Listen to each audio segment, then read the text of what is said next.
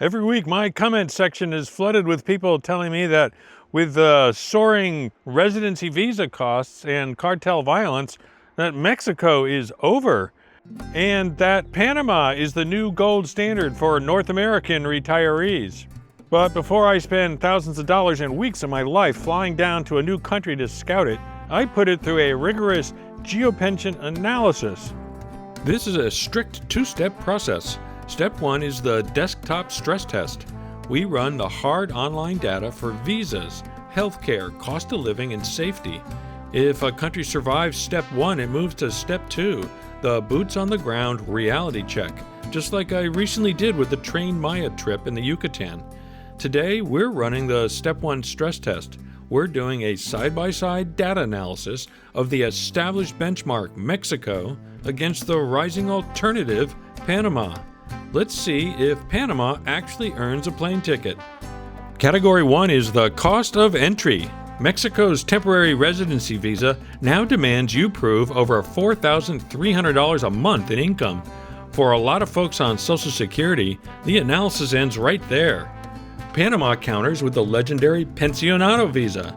To qualify, you only need to prove a guaranteed lifetime monthly pension or Social Security income of $1,000 or $1,250 for a couple.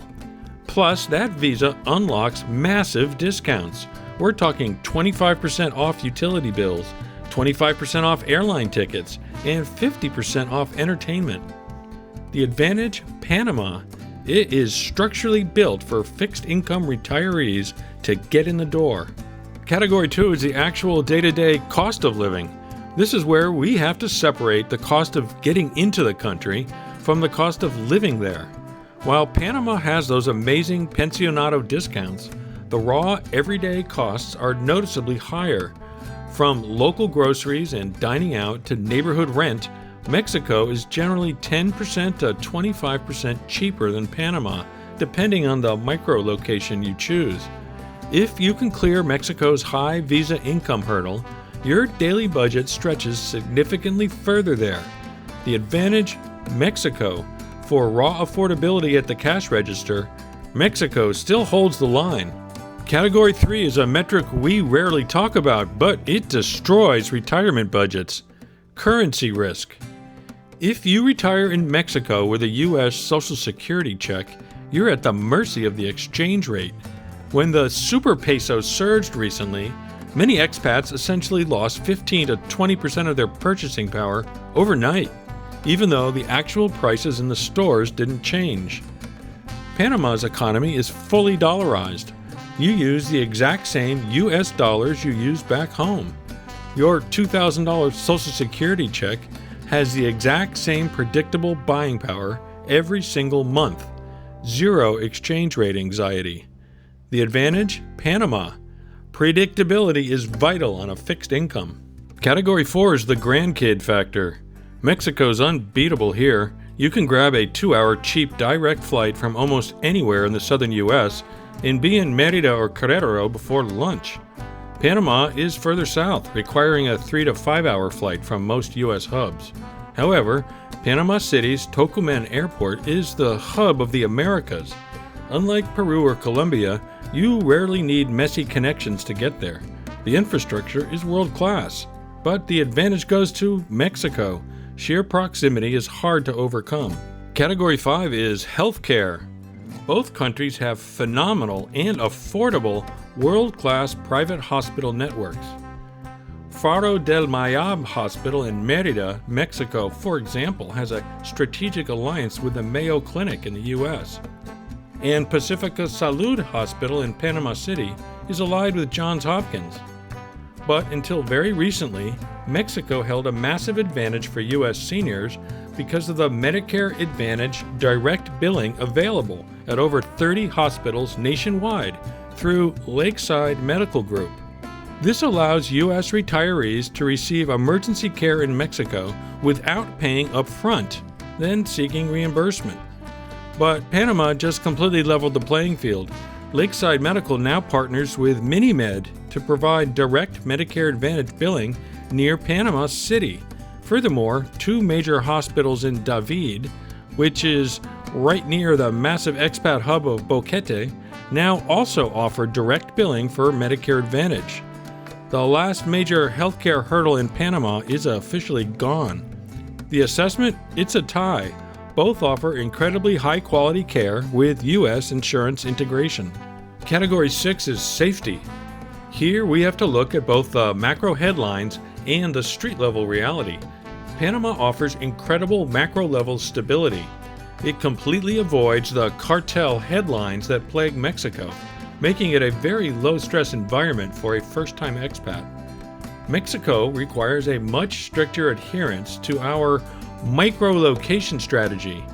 Yes, a neighborhood in Mérida is statistically just as safe as a neighborhood in Panama, but you have to be much more deliberate about where you place yourself on the Mexican map. One last safety note. In contrast to Mexico, Panama does not get hurricanes. It lies outside of the main Caribbean hurricane belt. So, the advantage on safety goes to Panama. It offers a softer, more relaxed landing nationwide. Category 7 is lifestyle and location diversity. This is where Panama requires a compromise. Panama certainly has several distinct expat hubs. You can choose from the hyper-modern Miami-style high-rises of Panama City, the cool mountain highlands of Boquete and Volcan, the established beach communities of Coronado, the charming inland town of El Valle de Antón, or the relaxed coastal Azuero Peninsula. But when you compare that to the massive scale of Mexico, the diversity cap is undeniable. Furthermore, Panama completely lacks deep, historically preserved colonial cities. If you want a walkable town dripping with 400 years of history, cobblestone streets, and vibrant indigenous culture like Oaxaca, San Miguel de Allende, or Mérida, Mexico is in a league of its own. The advantage? Mexico. For cultural aesthetics and the sheer volume of micro-locations, Mexico cannot be matched. So the Phase 1 desktop stress test is officially complete. Mexico holds the advantage on day-to-day cost of living, proximity, and colonial charm. Panama dominates on visa accessibility, currency stability, and nationwide safety, while completely neutralizing Mexico's healthcare edge. So does Panama pass Phase 1? Absolutely. The data is too strong to ignore, which means later this year I'm officially executing Phase 2.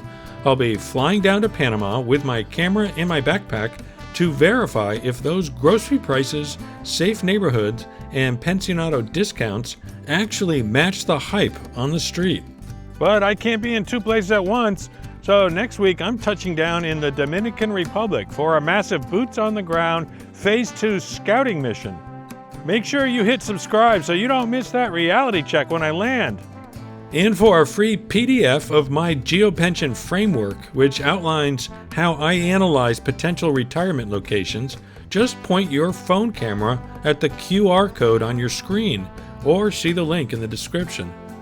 Until then, let me know in the comments section, is colonial charm a deal breaker to you? Or does Panama's dollarized economy and pensionado discounts win you over? I'll see you in the next video.